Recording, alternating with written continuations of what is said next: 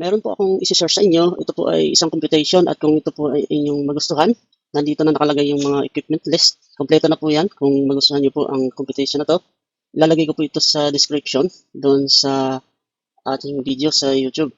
At ang tsura po niyan ay ganito. Pag binisita niyo yung ating YouTube, pag click yung ating video na yon, kagaya nito, nandito po, lagay ko po sa description yung mga equipment list. Para pag type niyo po, i-click niyo lang to, yung mga link na to, dadalhin na kayo doon sa online seller. So, ang kailangan niyo na lang po dito kung hindi kayo marunong mag-install ay installer. Ayan siya. Tapos may mga pieces po yan, kung ilang piraso, 1 piece, 3 pieces, 2 pieces. Ayan, mga ganun po. Ito po yung ginawa kong video about dun sa incubator. At saka meron din ako mga previous video na may mga ganito rin. Bisitahin niyo na lang po. Okay, so balik tayo dito sa ating computation. Ito ay bagong computation ko na at ang may nag-inquire sa atin, no? May na-receive tayong inquire at ang kanyang inquire ay ito. Nagbigay siya ng billing niya at bagong-bago. Actually, ito po ay katrupang sablay ko. Ayan yung kanyang bill. Nag-bill siya ng 10,303.76. Ito po ay nung May 9, 2024. So last month lang, sariwang-sariwa. At saka yung kanyang actual consumption ay 800 kilowatts. Ngayon ito ay kukumputin ho natin. Anong system po ba ang pwede sa kanya at ilan yung battery. Dito po natin gagawin sa ating ginawang format sa Excel sheet kung paano natin i-compute yan. So ito, share ko po sa inyo, no? So dito sa kanyang bill, ayan po, ang nakalagay dito is 10,303.76 pesos. Tapos meron siyang actual consumption. Ang unahin ko pong kukunin dyan ay dito po sa ating actual power consumption. Itong ginawa kong format ay yung dati kasi wala wala itong kanyang actual consumption, pati na rin itong rated cost sa inyong per kilowatt or amount cost per day, yan po ang wala. Tapos ito, dati wala rin to yung battery life calculation, so dito natin malalaman lahat yan. Ganon din tong ating battery, series mode, saka series parallel. Okay, so balik tayo dito. Ang kanyang actual power consumption, nakalagay dito sa kanyang bill ay 816.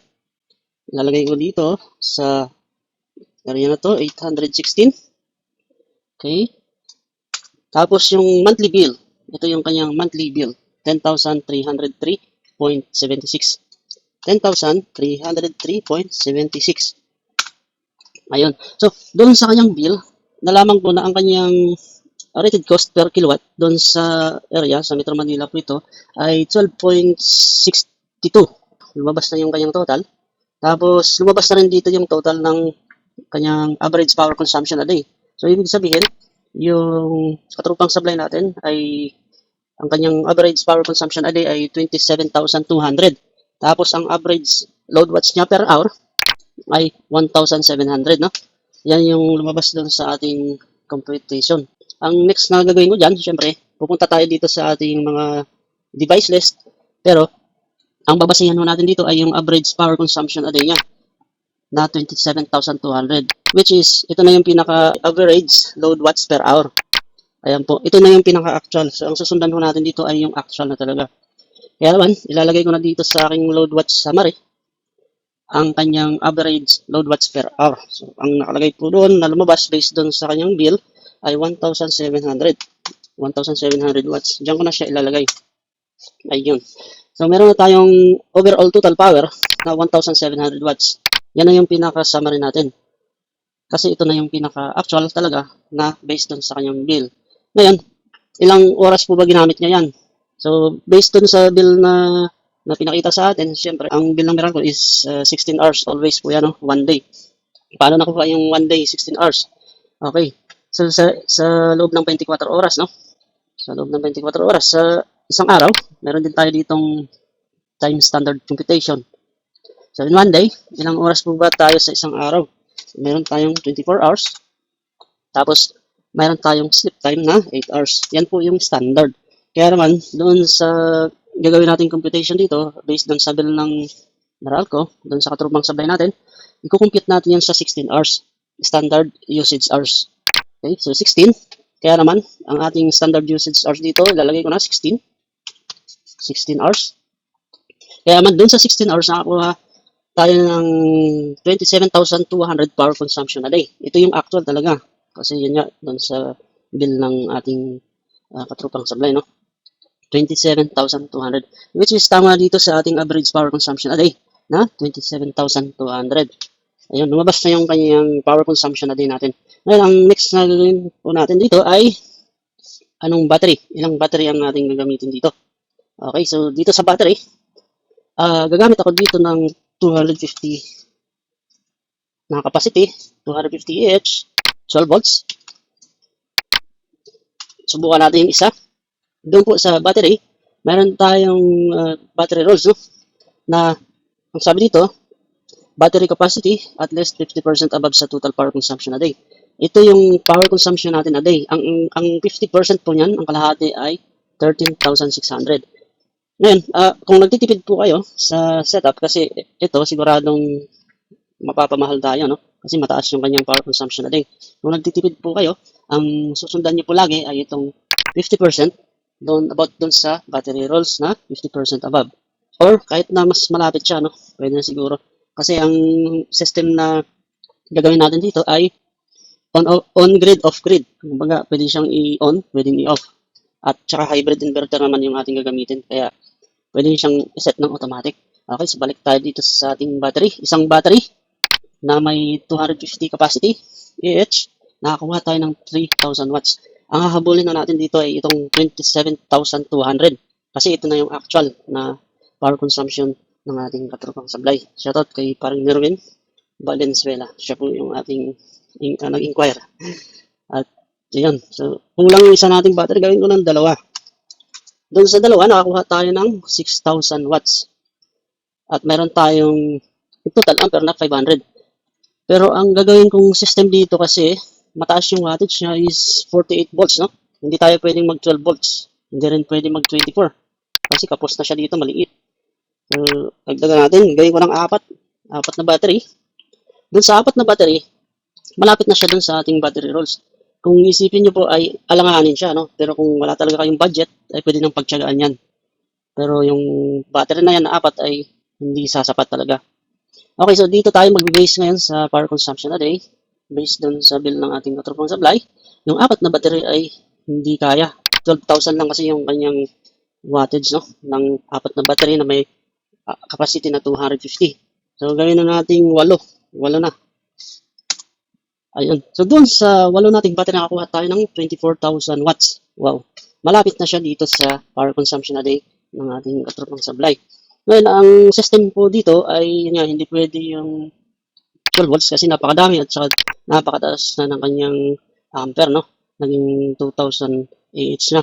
Pag dito naman sa series, naging ano na siya, 96 sa 8 battery. So, ang gagawin natin ay battery, series, parallel mode. Apat na battery, isi-series natin. Apat na battery plus apat na battery equals parallel mode. Ipaparallel na natin yon. Kaya naman, ang system natin dito ay 48. Maglalagay lang ako dito, 8 battery na ang kanyang volts is 12. Tapos may, ayun, lumabas na yung kanyang volts, no? 48 volt system. Tapos ang kanyang capacity is 250. So, dun sa kanyang capacity na 250, kung ating isi-series yung apat na battery, makakuha tayo ng 250 Ah. 250. So, nagdalawa siya, kaya naging 500. At ang kanyang wattage po is 24,000 watts. Halos parehas lang din naman yan dito sa ating battery parallel mode, yung kanyang wattage at saka yung sa series mode. Kasi yung kaya dito sa ating parallel mode, pagka nagparallel tayo ng battery, ang tumataas po dyan ay ampere. Ito. Pag dito naman sa series mode, maintain lang yung ampere, pero yung kanyang volts ay tumataas. Ito. Ganun talaga. Tapos dito naman, nag-parallel series tayo, kaya ganun yung kanyang outcome, no? Yung kanyang total. So, parehas pa rin. Ang connection lang ang pinagkaiba. Okay, so nakuha na tayo ng 24,000 watts doon sa 8 battery. So, ibig sabihin, ang battery na kailangan natin dito sa kanyang overall total power na 1,700 at gagamitin niya ng 16 hours or sa loob ng 24 hours na may power consumption siya a day na 27,200. Ayun, ganun lang po ang computation. Tapos, ang next na gagawin ko dito ay yung sa ating solar panel, no? Ilang solar panel ang gagamitin natin dito sa kanyang power consumption a day. Okay, so ang gagamitin ko na dito na rated watts is 590, kagaya doon sa aking panel na ginamit sa bahay. 590 watts po yan. At ang kanyang BOC ay 53. At may ampere siya na 13 point something. Pero ilagay ko na lang dito 13. Okay, so isang panel na ang kanyang rated watts is 590. Doon po sa panel, meron tayong mga factor na dapat i-consider. Panoorin niyo po yung aking previous video about sa mga factor. Tapos yung sun window hours natin, no?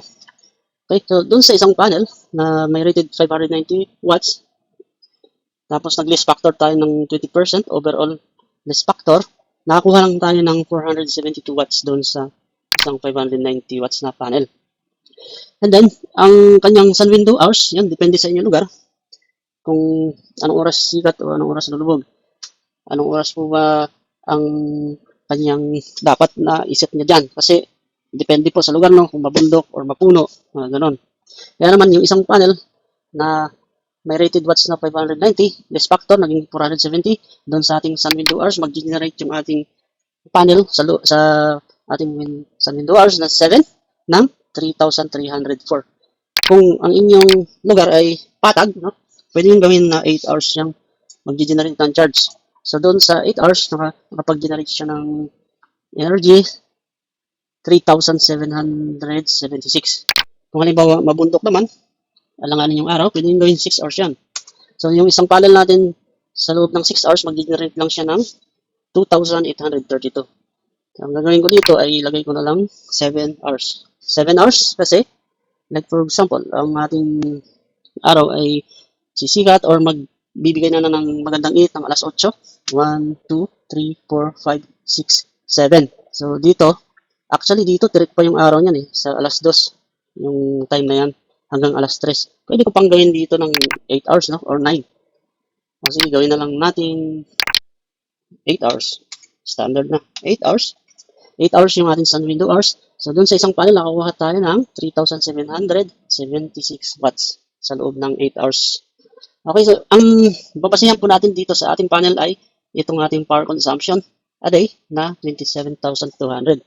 So, kulang yung isang panel. Dagdagan na natin, gawin ko ng 5. Doon sa 5 panel, nakakuha tayo ng 18,880 watts. Kulang pa din. At least kasi ito, dapat ay mapantayan natin or malampasan. So, gawin ko ng 7. Ayun. Doon sa 7, nakakuha tayo ng 26,432 solar panel generation charge a day. Okay, so malapit na siya. Dagdagan ko pa ng isa, gawin ko ng 8. Ayun. Doon sa 8 ay nakakuha tayo ng 30,280 which is napakaganda po. Dahil nilagpasan na natin yung ating power consumption a day doon sa ating panel. Okay, so itong setup na to na meron tayong 8 battery at saka 8 panel ay pasok na pasok po dito sa katrupang sablay natin ng power consumption a day sa loob ng 16 hours or 24 oras. Ayan po, magagamit niya yung system niya ng 24 hours na pwede niyang gawin on-grid at saka off-grid. Pero tingin ko, ito po ay kaya ng pag-arahin ng 24 hours kasi ito na yung pinaka-actual na kanyang pinaka-load watts, average load watts based doon sa kanyang bill. No? Okay, so ganito ang ating gagawin. No?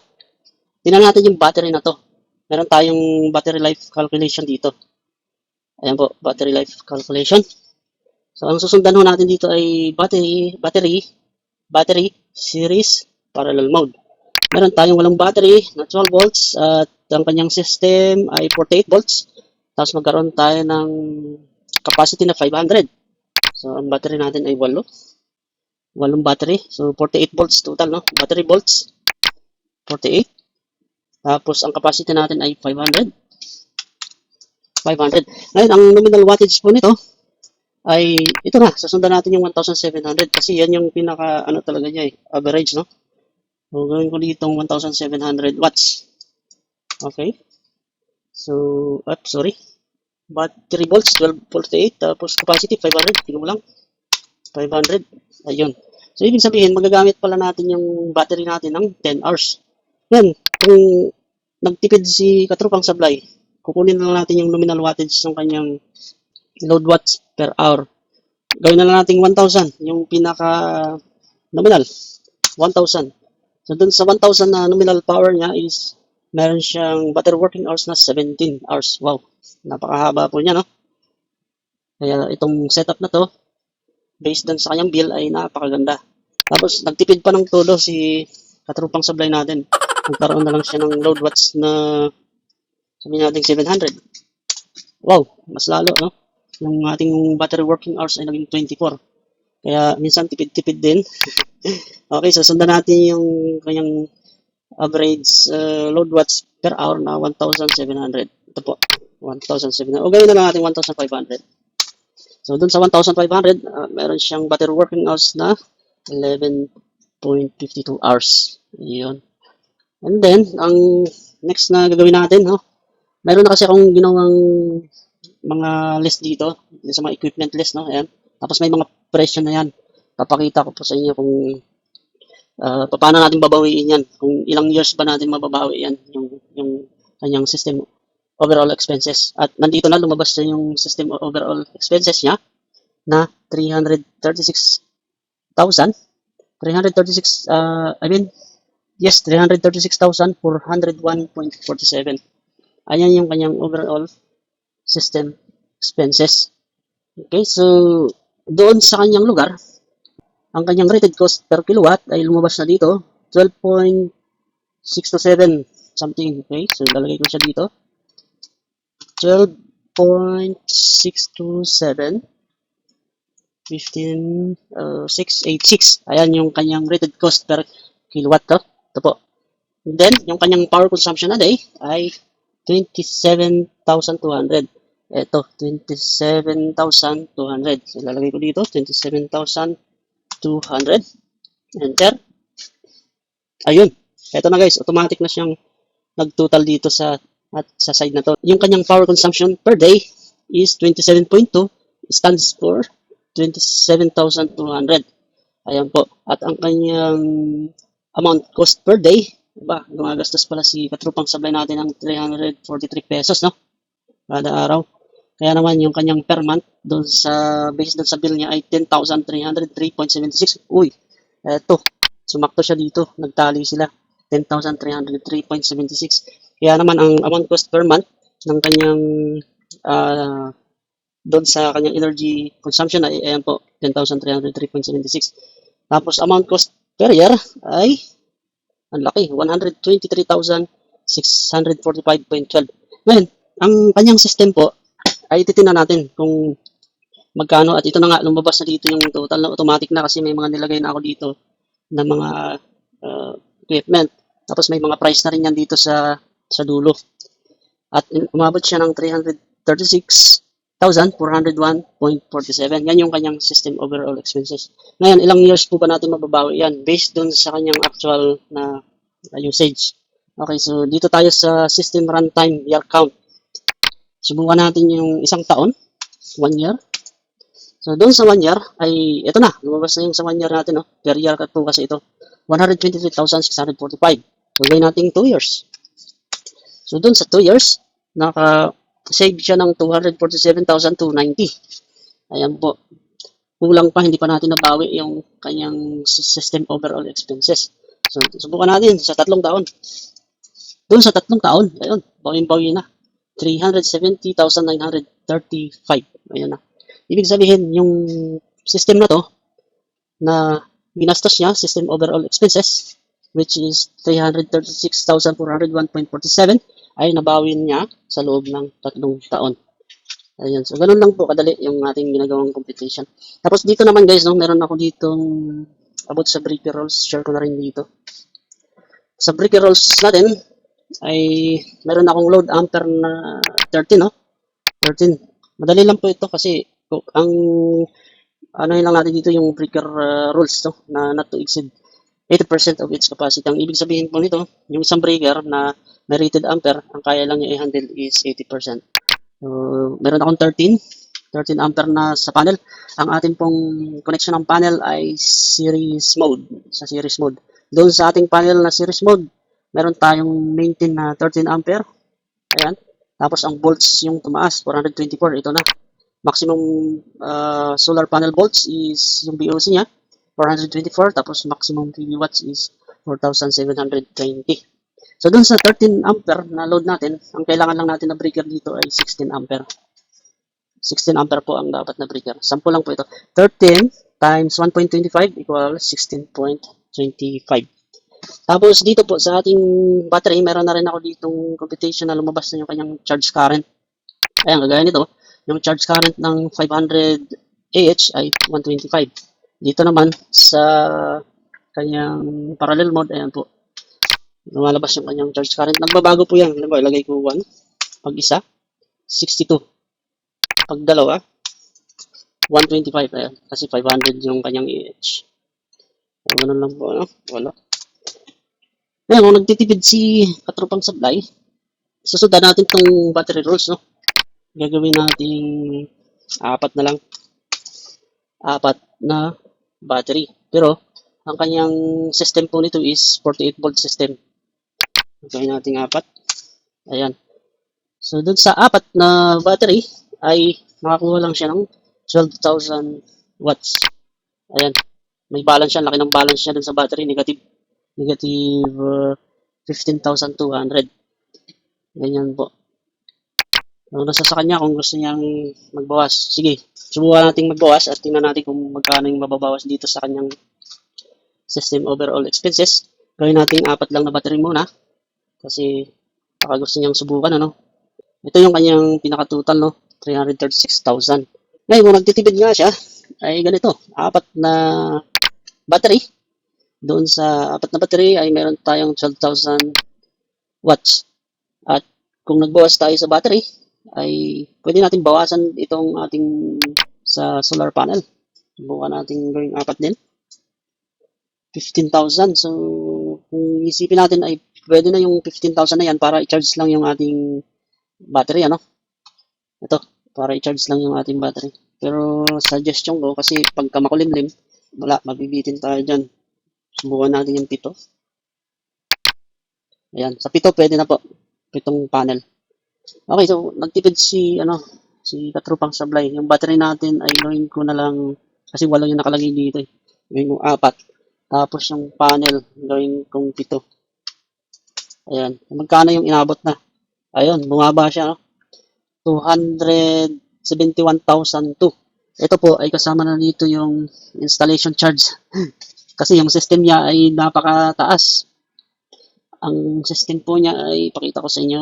Ito yung kanyang system. Yung gagamitin na inverter ay 8.2 to 10.2 kilowatts hybrid 48 volts po yan. Andiyan naman yung mga presyo niyan. Nakalagay dyan.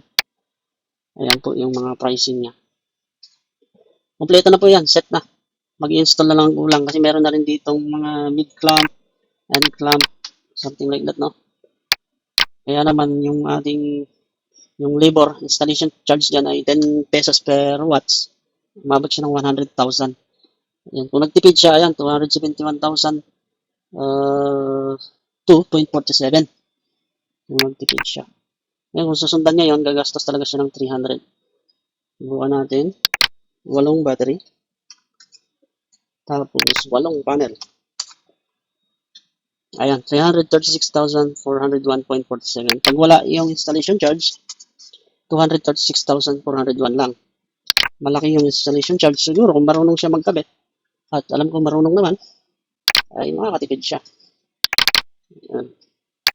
Ganun lang po yung ginagawa kong computation dito sa ating Excel sheet, no? Yung format ng ating Excel sheet. Idadagdag ko lang po ito, no, about dito sa ating battery life calculation at about dun sa ating system. 48 volt system, 24 volt system, 12 volt system. Dito po sa Katrupang Sablay natin, yung kanyang load watts, no, ay hindi po pwede dito yung 24 volt system at lalong hindi pwede dito yung 12 volt system. Balikan natin yung battery. 24,000 watts sa 8. At doon sa 8, meron tayong 48 volts, no?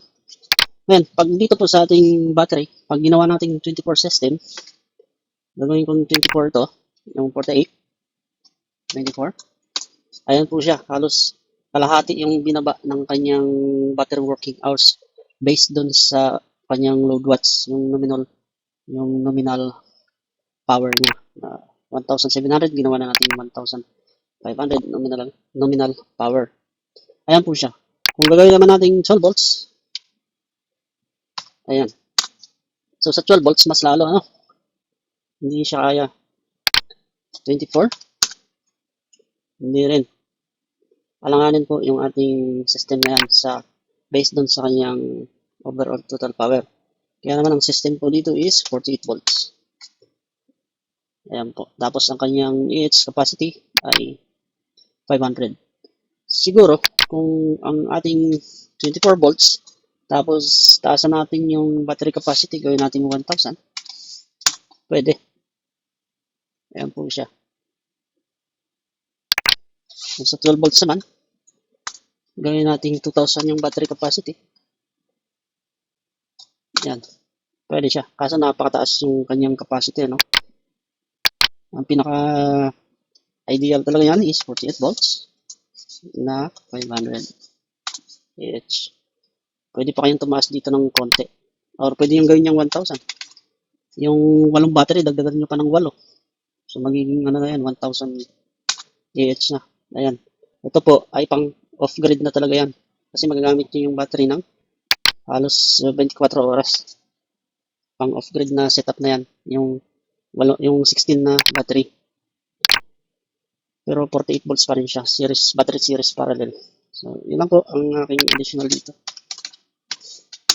Sana may natutunan kayo sa video ito. Nagustuhan niyo yung video at nagkaroon kayo ng idea. Paki-like, share, and subscribe na lang kung hindi pa po kayo nakapag-subscribe sa ating channel. At paki-click yung notification bell icon para lagi po tayong updated sa ating mga video gagawin. Maraming salamat po sa inyong panonood and God bless po sa ating lahat.